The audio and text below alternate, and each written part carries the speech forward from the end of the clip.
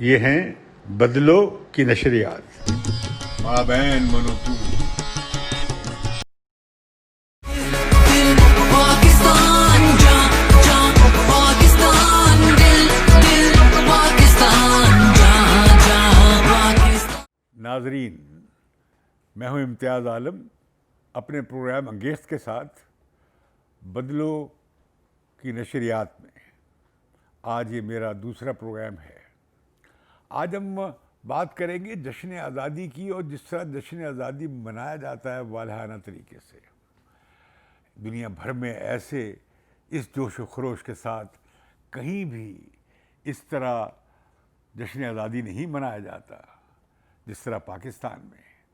جب ہم 14 اور 15 اگست کی رات کو سال ہر سال جب موم بتیاں جلانے کے لیے بارڈرز پہ اکٹھے ہوتے تھے تاکہ اپنے آزادی کے شہیدوں کو خراج عقیدت پیش کر سکیں اور امن کے اور محبت کے اور دوستی کے گیت گا سکیں، تو ہمارے بھارتی مہمان حیران ہو جاتے تھے کہ کس طرح پاکستان میں اتنے جوش سے یوم آزادی منایا جاتا ہے۔ اس جوش کو دیکھ کر بہت لوگ ناک منہ بھی چڑھاتے ہیں، یہ بچے کیا شور و غل کر رہے ہیں، کیا ہنگامہ ہے، کیا انہوں نے موٹر سائیکلز کے وہ سائلنسر ہٹائے ہوئے ہیں۔ لیکن وہ آزادی کا جشن منا رہے ہیں، آزادی کو سیلیبریٹ کر رہے ہوتے ہیں۔ ہمارے لوگ کتنی آزادی سے محبت کرتے ہیں، اس کا اظہار ہم 14 اگست کو دیکھ چکے ہیں۔ جب ہم آزادی کا جشن مناتے ہیں تو ہمیں آزادی جمہور کا خواب کی یاد تازہ ہو جاتی ہے، جو ہنوز تشنہ تکمیل ہے۔ جشن آزادی پہ علامہ اقبال کا یہ مصرع ذہن میں کون جاتا ہے: ایک جذبہ پیدائی، ایک لذت یکتائی۔ لیکن ساتھ ہی اس پیرانہ سالی میں یہ تاریخی احساس بھی دل و جان کو آن گھیرتا ہے، اور میں اسے اقبال کے مصرعے ہی میں کہوں گا: تو شاخ سے کیوں پھوٹا، میں شاخ سے کیوں ٹوٹا۔ اس کے لیے ہمیں تاریخ کے گم گشتہ صفحات کو کھولنا پڑے گا۔ یہ جو بر صغیر ہند تھا، اس کا یہ لفظ جو ہے فارسی کے لفظ سے آیا ہے، ہندوس سے، جو بعد ازاں ہندوستان بن گیا۔ اس کا ایک اور بھی مخرج ہے جو کہ سنسکرت میں ہے، جسے سندوس کہتے ہیں۔ سندوس جو ہے اس کا مطلب ہے کہ سندھ کے اس پار، اور یہ تقسیم قدیم زمانے سے رہی ہند سندھ کی، اور تاریخ دان بھی اس کا ذکر کرتے ہیں۔ اور دلچسپ بات یہ ہے کہ جو وادی سندھ کے، یا سپت سندھو بھی جسے کہا جاتا ہے، اس کے علاقے ذات پات کی تفریق اور نفرت سے اور نابرابری سے محفوظ رہے۔ یہاں وہی ادیان پھیلے یا مذاہب پھیلے جو ذات پات میں یقین نہیں رکھتے تھے، جس طرح بدھ مت یہاں بہت پھیلا، جس طرح صوفی اسلام یہاں بہت پھیلا، اور جس طرح تو یہاں پہ ستلج کے اس پار برہمنوں کا ایمان بھرشٹ ہو جاتا تھا، ویداس بھری پڑی ہے اس سے، لیکن اس طرف ذات پات کا نظام راج تھا۔ لیکن ہندوستان میں بھی آریائی حملہ آوروں سے پہلے، جس کے بعد یہ برہمن سماج اور سارا کچھ پیدا ہوا، جاتی واد سماج وجود میں آیا، اس سے بہت پہلے وہ ڈراوڈینز، دراوڑ لوگ آباد تھے۔ دراوڑوں سے پہلے بھی اور لوگ تھے جو یہاں کے اصل سنز آف سوائل تھے۔ یہاں دراوڑ جو تھے، جو آج کے تامل جنہیں کہا جاتا ہے، اور جو تامل ناڈو میں پائے جاتے ہیں، اور جن کا ہم نے دیکھا قتل عام ہو گیا سری لنکا میں، یہ اصل وارث تھے۔ اور دراوڑوں کی تہذیب اور ان کی ثقافت اور زبان بھی علیحدہ سے تھی۔ تو ہندوستان کبھی بھی ایک یک ثقافتی، یک مذہبی اور سنگل کلچر یا مونو کلچر کا ملک نہیں رہا۔ خود ہندو مت میں ہزارہا دیوی دیوتا ہے، اور ہزارہا طرح کی اظہار ہیں۔ اس میں کوئی سینٹرلائز، جس طرح اسلام میں ہے، ایک اللہ ہے، ایک کتاب، ایک رسول، اور اس کا ایک خاص قاعدے اور ضوابط، اس طرح کی چیز مذہب میں، ہندو مت میں نہیں ہے۔ یہ ایک طرح کا کلچرل اظہار ہے جس میں بے شمار طرح کی ڈائیورسٹی ہے، لیکن اب کوشش ہو رہی ہے ہندوستان میں کہ اس کی طب بھی نکالی جائے، اس کی فلکی سائنس بھی نکالی جائے، اس میں سے ایک مرکزی کوڈ بھی نکالا جائے اور اسے ایک باقاعدہ کوڈیفائڈ مذہب کی شکل دی جائے۔ اور ہم دیکھتے ہیں کہ آج کل جو ہندوتوا کا جو تمام فلسفہ ہے وہ اس پہ بنایا جا رہا ہے۔ لیکن ہم دیکھتے ہیں کہ جو ہندوستان کی بہت مایہ ناز آتھر ہیں رمیلا تھاپر، جن کی کتاب انڈین کلچر و ہیریٹیج اور تہذیب و ثقافت کے لیکچرز میں انہوں نے ہندوتوا کی بحالی، کلچر کے نام پہ ہندوتوا کی ایک گہرے ہندو مذہب کی نشاط ثانیہ کی بحالی کی صنم تراشی کی کوششوں کو انہوں نے پاش کیا ہے۔ وہ نہیں مانتی کہ یہ ایک یکساں قسم کی تہذیب تھی اور اس میں بڑی سخت تفریق تھی ذات پات کی بنیاد پر، اور اس سے آپ بحال نہیں کر سکتے ہیں جیسے کہ دعویٰ کیا جا رہا ہے۔ لیکن اس سے آگے بڑھتے ہیں کہ ہندوستان میں ایک لمبا طویل سلسلہ ہے بیرونی حملہ آوروں کا، جن میں افغان بھی تھے، جس میں تتاری بھی تھے، جس میں ایرانی بھی تھے، جس میں مغلز بھی تھے، جس میں ٹرک بھی تھے، اور یہ سلسلہ کئی سو سال چلا، تاکہ پھر یہ یہاں پہ ہم نے دیکھا کہ دلی کی سلطانیٹ قائم ہوئی، اودھ کی سلطانیٹ قائم ہوئی، یہ سلطنتیں مسلمانوں کی قائم ہوئیں، اور جو اپنے عروج پہ پہنچی اکبر اعظم کے زمانے میں، اور اس وقت نظریہ تھا صلح کل کا، سب کو ساتھ ملانے کا، ایک سانجی تہذیب بنانے کا، مسلم آرکیٹیکچر مقامی روایت سے اور مقامی صنم تراشی سے جڑ کر اس نے ایک اور صورت لی۔ اسی طرح موسیقی میں اور آرٹ میں اور پینٹنگز میں ہم نے دیکھا کس طرح ایرانی منی پینٹنگز ہندوستانی کلچر کا حصہ بنتی چلی گئی۔ لیکن ہم دیکھتے ہیں کہ جو بہت بڑی تہذیبی اٹھان آئی تھی وہ ہم نے دیکھی تلسی کی شکل میں، رحیم کی شکل میں، کبیر کی شکل میں، میرا بائی کی صورت میں، اور یہ ہمارے صوفیہ کرام سے بہت پہلے انہوں نے آزادی کے انہوں نے گیت گائے، انسانیت کے اور انسان دوستی کے۔ مجھے یاد آ رہا ہے کہ کبیر نے کہا تھا، اور کیا خوب کہا تھا، مو کو کہاں ڈھونڈے رے بندے، مو کو کہاں ڈھونڈے رے بندے، میں تو تیرے پاس میں، نہ صورت میں نہ مورت میں، نہ ایکانت نواس میں، نہ مندر میں نہ مسجد میں، نہ کعبہ کیلاش میں۔ اور یہی فکر ہم وحدت الوجود کے فلسفے اور ہمارے صوفیہ کرام کی شاعری کی شکل میں دیکھتے ہیں۔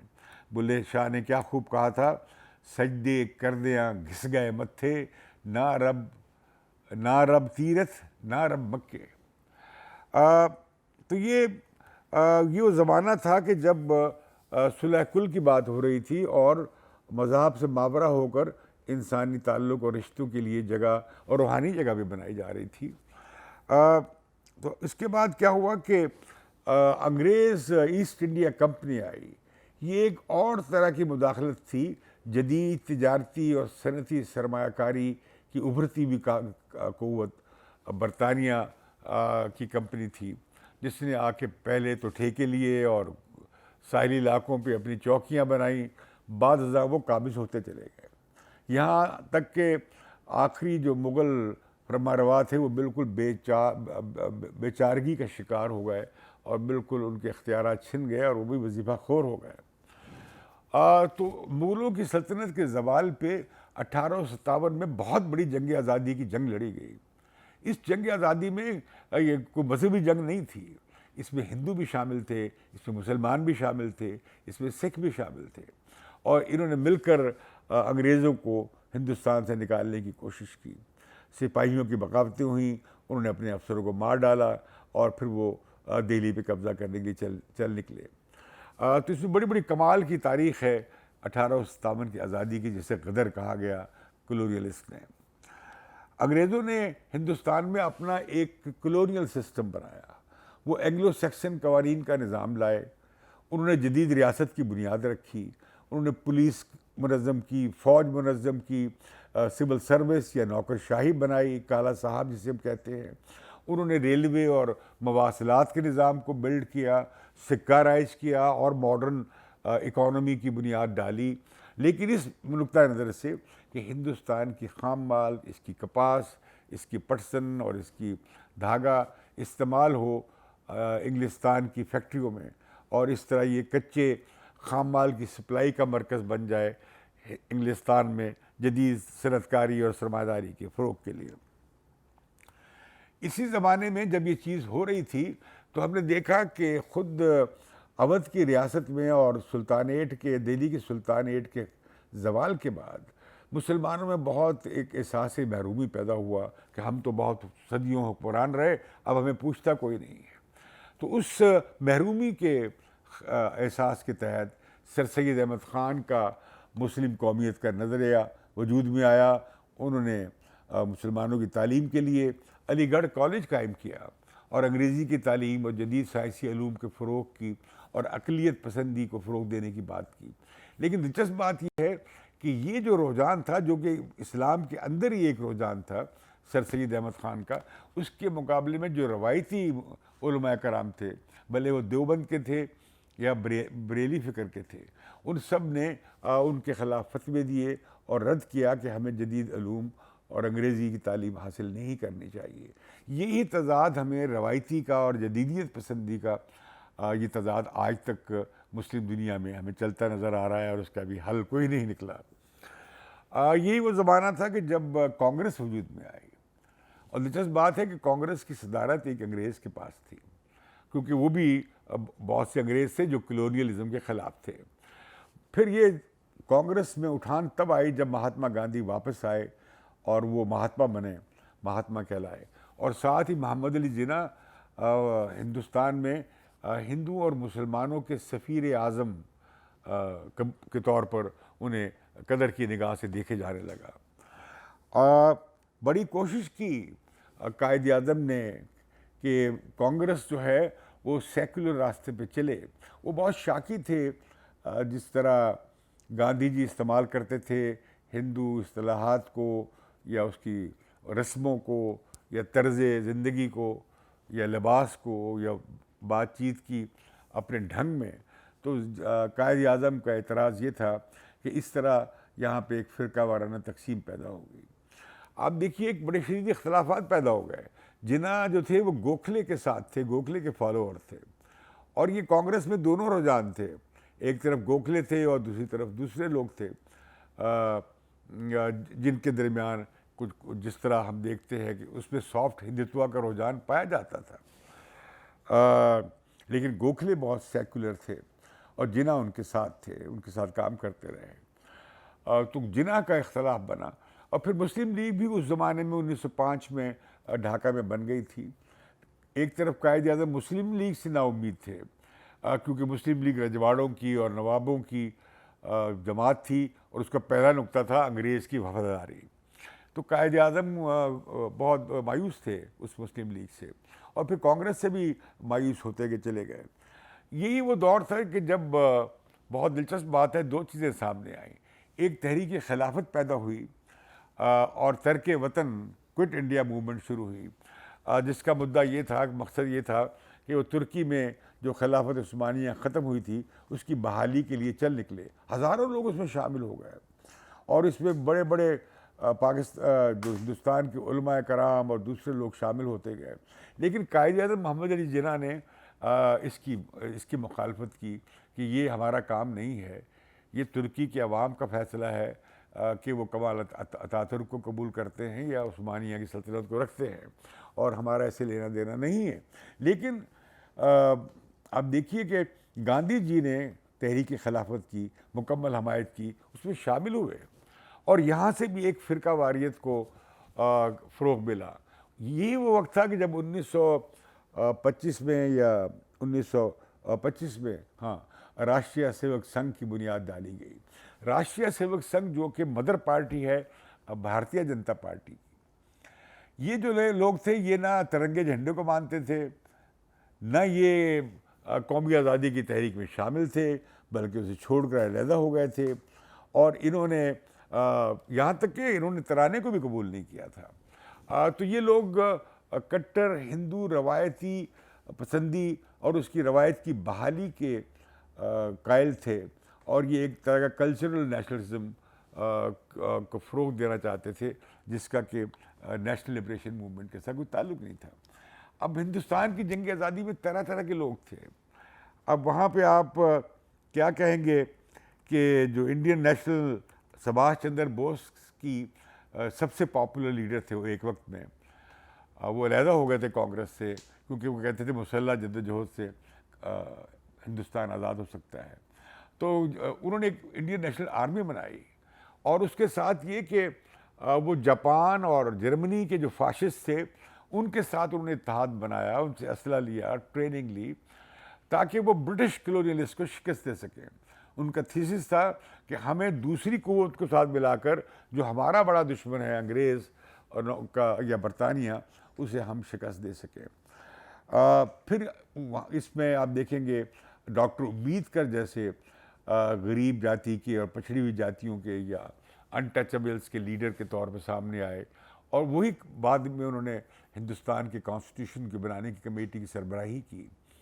وہ ان کی کتاب بھی ہے نظریہ پاکستان، اس کے دو قومی نظریے پہ انہوں نے بڑا تجزیہ کیا ہے کہ کس طریقے سے یہ محسوس کیا جا رہا ہے کہ مسلمان محرومی کا احساس پیدا ہو رہا ہے۔ اب آپ کو یاد ہوگا کہ ایک وقت تھا کہ جب لکھنؤ معاہدہ ہوا، اور اس میں وہ تمام پوائنٹس جو بعض مسلمان اٹھاتے رہے یا ان کی جماعتیں، وہ اس میں شامل تھیں جو قائد اعظم نے موتی لال نہرو کے ساتھ مل کر تیار کیا تھا۔ اس میں مسلمانوں کے حقوق کے تحفظ کی بات کی گئی تھی، اس میں سیٹس ریزرو کی گئیں، کوٹا سسٹم لگایا گیا، وغیرہ وغیرہ، لیکن یہ کام نہ چلا۔ پھر ہم جاتے ہیں آخر میں کہ کرتے کراتے 1940 آ گیا۔ قائد اعظم محمد جناح کو یہ شبہ اور شک تھا کہ کہیں یہ نہ ہو کہ ہندوستان آزاد ہو جائے تو ہندوستان کے مسلمان ایک اقلیت میں تبدیل ہو کر اکثریت کے تابع ہو کے رہ جائے، لہذا وہ آپ دیکھتے مسلسل اقلیتوں کے حقوق کی مانگ کرتے رہے تھے۔ جو 1940 کی قرارداد بھی پاس ہوئی، اور اس میں بھی یہ کہا گیا کہ مسلم اکثریت کے علاقوں میں ایک بہت وسیع اور نیم وفاق کے اندر آزاد ریاستیں وجود میں آئیں گی جو قومی طور پہ خود مختار بھی ہوں گی، اور وہ پھر اپنی ریجنل فیڈریشنز بھی بنا سکیں گی، اور اس کے اندر جو بسنے والی اقلیتیں ہیں انہیں مکمل مساوی اختیارات ہوں گے جیسے کہ اکثریتی مذہبی حلقے کے ہوں گے۔ اس میں قطعی طور پہ کوئی فرقہ واریت کی بات نہیں تھی، بلکہ یہ تھا کہ اقلیتوں کے حقوق کا تحفظ کیا جائے گا ہندو اکثریت کے علاقوں میں بھی اور مسلم اکثریت کے علاقوں میں بھی۔ لیکن اب اس میں دیکھیے کہ ایک طرف گاندھی جی تھے جو تھے تو بہت بڑے سیکولر، لیکن وہ اختیار بھیس انہوں نے ایک ہندو مہاتما کا اوڑا ہوا تھا، اور دوسری طرف قائد اعظم جو تھے وہ بڑے سیکولر، بڑے ماڈرن، بڑے یورپین اور آئین پسند اور کٹر فرقہ پرستی کے خلاف تھے۔ وہ بالکل یہ تھیوکریسی کے خلاف تھے، ملائیت کی وہ بالکل نندیا کرتے تھے۔ تو یہ سب چلتی رہی مباحث، لیکن یہ بڑی دلچسپ بات ہے کہ دو قومی نظریے کے سب سے بڑے مبلغ اور زوردار مبلغ پیدا ہوئے مسلم اقلیتی علاقوں میں، یو پی سی پی میں، جہاں پہ وہ مسلم اقلیت اکثریت کے دباؤ میں تھی۔ تو ہم دیکھتے ہیں کہ لیکن جو مسلم اکثریتی علاقے تھے جیسے پنجاب، تو یہاں تو یونینسٹ سیکولر یونینسٹ پارٹی جو تھی، جس میں ہندو بھی تھے، سکھ بھی تھے، مسلمان بھی تھے، وہ اس میں شامل رہے، اور وہ بہت بعد میں جا کے کہیں انہوں نے پاکستان کی پارٹیشن کی حمایت کی۔ سب سے بڑی قوت جو تھی وہ بنگال کی اور سندھ کی تھی، جنہوں نے پاکستان کی حمایت میں قراردادیں پاس کی یا سٹینڈ لیے۔ لیکن جناح جو تھے وہ قطعی طور پہ نہیں چاہتے تھے کہ بنگال اور پنجاب تقسیم ہو. یہ کہیں بھی مسلم لیگ کے یا کانگریس کے جو راضی ہو گئی بعض پارٹیشن پلان پہ، کہیں یہ نہیں تھا کوئی اسکیم یا کوئی پلان، کوئی ایک پیپر نہیں ہے تاریخی طور پہ جہاں اس کا جائزہ لیا جائے کہ اگر تقسیم ہوئی اس بنیاد پر تو کیا فساد ہوگا، کیا جھگڑا ہوگا، کیا مشکلات آئیں گی، اس کا کیا حل ہوگا. تو حالانکہ وہ فرقہ وارانہ فساد ڈائریکٹ ایکشن کے بعد اور اس سے پہلے سے شروع ہو چکے تھے. تو قائد اعظم نے سہروردی کو اجازت دی کہ وہ جا کے کوشش کریں کہ بنگال کی جو مسلم لیگ اور بنگال کی کانگریس پارٹی اگر وہ بنگال کو متحد رکھ سکتے ہیں. اور دلچسپ بات ہے کہ ان کا ایک مشترکہ وفد آیا بھی دہلی میں کہ انہیں اجازت دی جائے.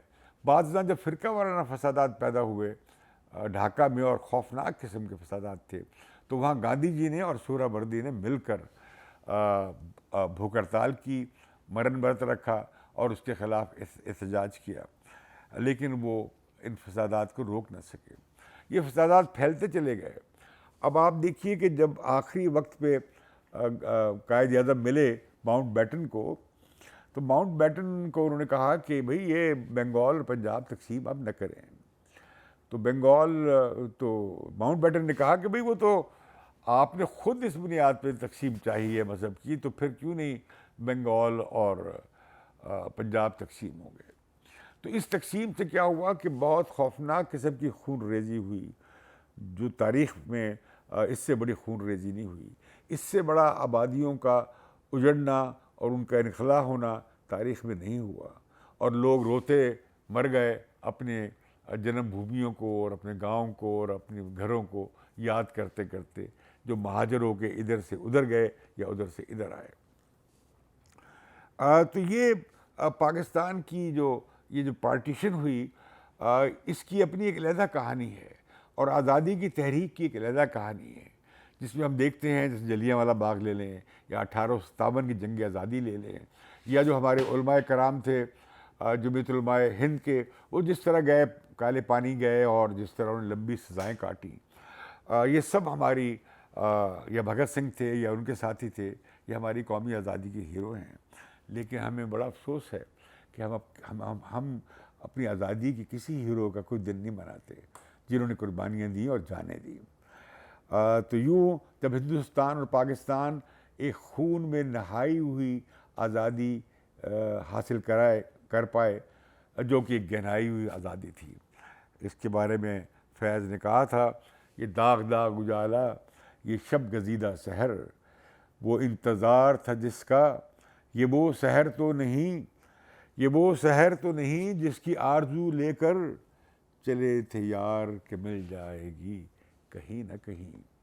یقیناً وہ منزل کہیں نہ کہیں مل جائے گی. میں بھی منتظر ہوں اور آپ بھی منتظر ہیں. کاش وہ دن قریب آئے اور پاکستان ایک صحیح معنوں میں عوامی، جمہوری، ترقی پسند، استحصال سے پاک ملک بن سکے. اس کے ساتھ ہی میں آپ سے انگیخ سے اجازت چاہتا ہوں اور بدلوں کی اس نشریات سے اجازت چاہتا ہوں، اور میری درخواست ہے کہ آپ اس پلیٹ فارم کو، ایک آزاد، خود مختار اور ترقی پسند پلیٹ فارم کو سبسکرائب کریں گے. ابھی سبسکرائب کیجیے. بہت شکریہ.